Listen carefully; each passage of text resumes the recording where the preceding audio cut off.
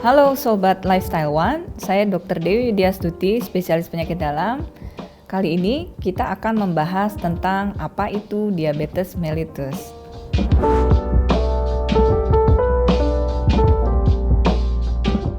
Diabetes mellitus itu adalah suatu kelainan metabolik endokrin yang kita alami dengan ditunjukkan adanya suatu peningkatan kadar gula darah dalam tubuh kita.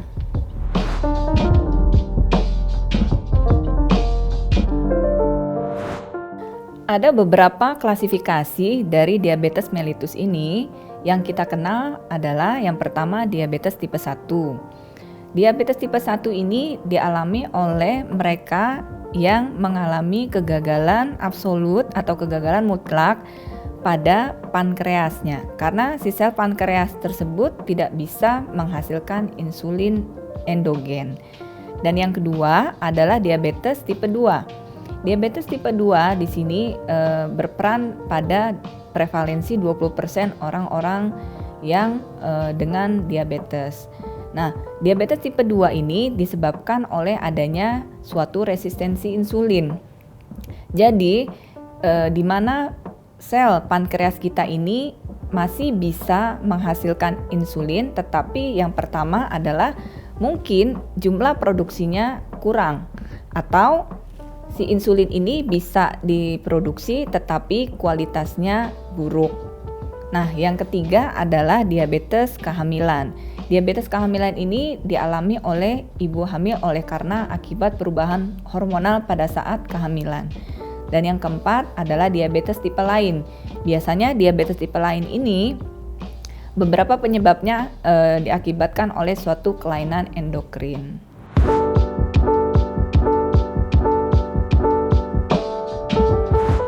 Banyak sekali tanda-tanda yang bisa kita amati pada pasien-pasien dengan diabetes.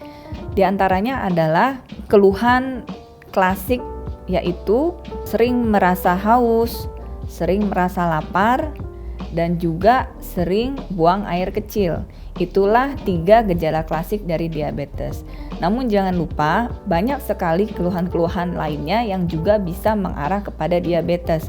Di antaranya ada beberapa pasien yang mengeluh sering kakinya kesemutan, tangannya kesemutan.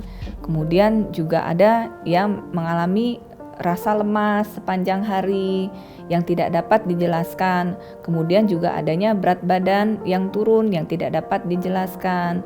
Kemudian juga ada gejala-gejala lain seperti pandangan mata kabur, kemudian rasa gatal di seluruh tubuh. Kemudian ada juga beberapa pasien pria yang mengeluhkan disfungsi ereksi.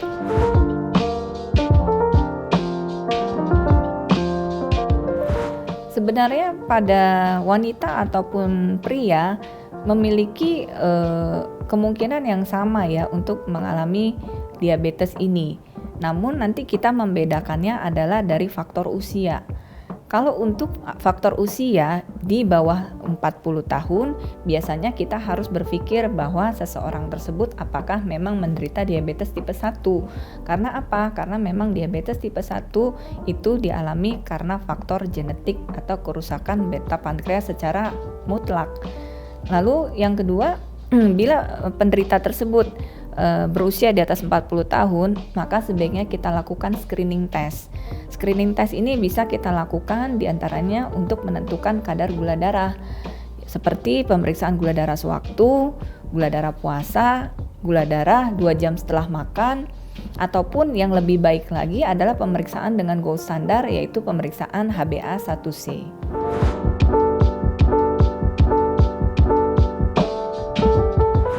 Untuk cara mencegah diabetes, memang kita fokuskan pada kali ini adalah diabetes tipe 2. Mengapa? Untuk diabetes tipe 1 memang karena faktor keturunan, maka kita tidak bisa mencegahnya. Kemudian yang diabetes tipe 2, kita berfokus pada bagaimana pengelolaan makan kita.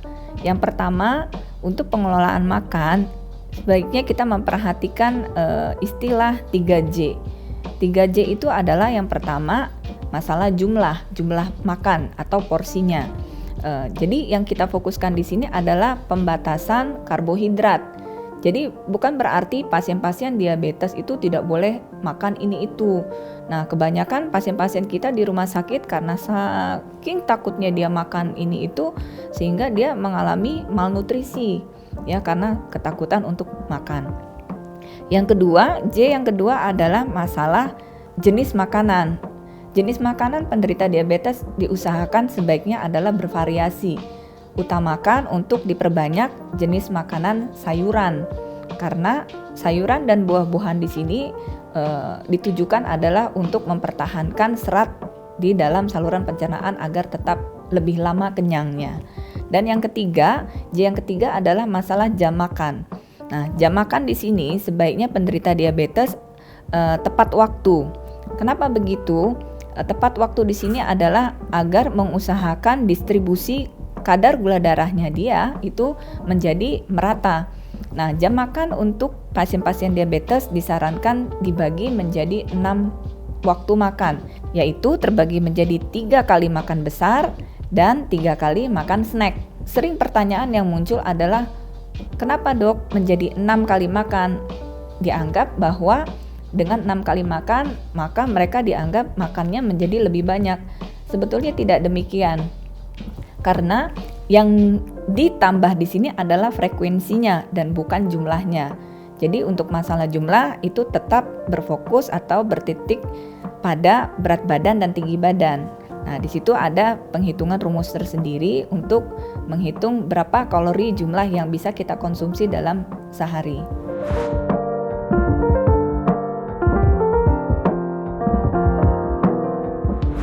Untuk diabetes tipe 1 karena memang kerusakannya adalah akibat dari sel beta pankreas yang absolut, maka memang itu salah satu tidak bisa dihindari karena faktor genetik tersebut.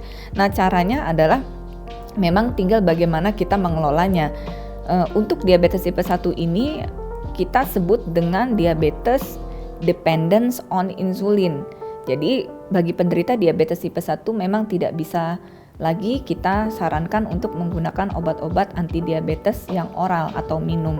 Maka sebaiknya untuk pasien-pasien diabetes tipe 1 ini kita fokuskan penggunaan obat-obatan langsung menuju ke insulin.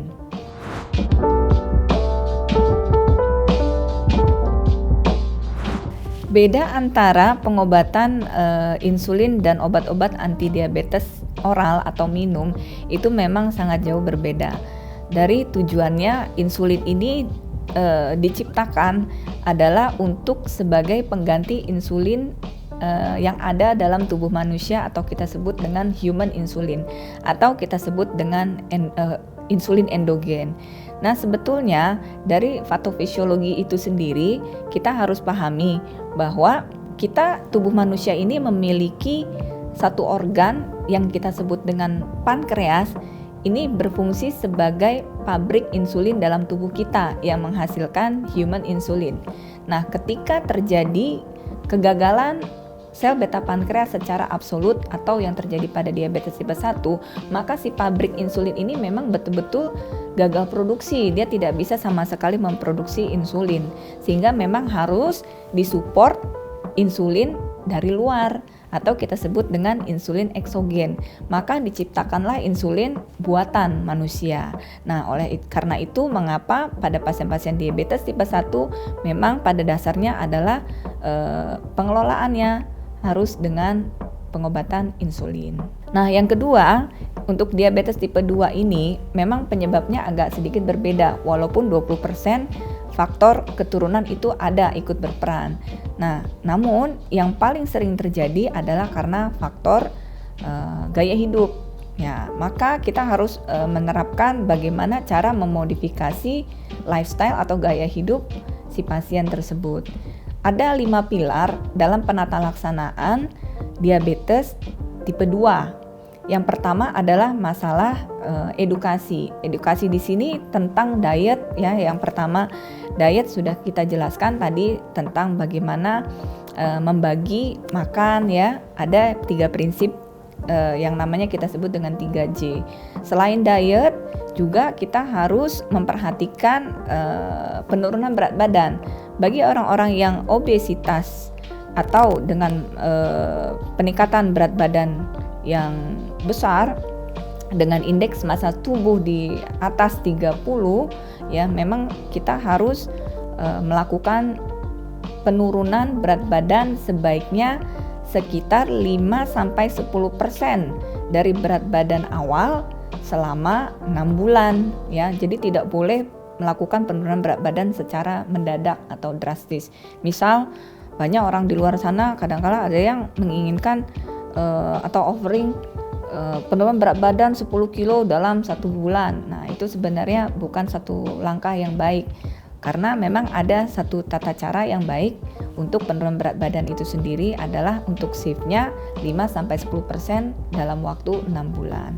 Nah, selain masalah diet atau makan, kemudian penurunan berat badan, yang kedua adalah menghindari stres ya. Karena stres yang tinggi ini juga akan mengakibatkan gula darah tetap tinggi ya, tidak turun-turun. Nah, yang selanjutnya yang berikutnya adalah pilar yang keempat, yaitu yang ketiga yaitu tentang olahraga atau latihan fisik. Latihan fisik untuk pasien-pasien penderita diabetes yang disarankan adalah latihan fisik yang ringan sampai sedang atau low to moderate impact. Jadi tidak disarankan olahraga yang berat. Mengapa demikian? Pada pasien yang dengan olahraga berat itu sendiri bisa menimbulkan suatu kondisi atau kejadian peningkatan gula darah yang mendadak ya. Jadi si pasien tersebut kadangkala bisa mengalami misalkan penurunan kesadaran atau sampai dengan pingsan oleh karena terjadinya suatu kondisi hyperglikemia atau peningkatan gula darah yang drastis ya. Nah, kemudian pilar yang berikutnya adalah pilar yang keempat, yaitu obat-obatan. Nah, obat-obatan itu sendiri biasanya nanti kita bisa konsultasikan kepada dokter ahli ya. Terutama biasanya yang menangani diabetes ini adalah dokter spesialis penyakit dalam. Itu bisa kita lakukan dengan pemberian insulin atau obat-obatan anti diabetes oral atau tablet ya. Nah, di sini juga kita harus pahami bahwa orang Indonesia itu belum terbiasa dengan penggunaan insulin. Kalau di luar negeri mungkin orang sudah banyak ya yang menggunakan insulin dan itu sudah menjadi hal yang biasa. Mengapa demikian?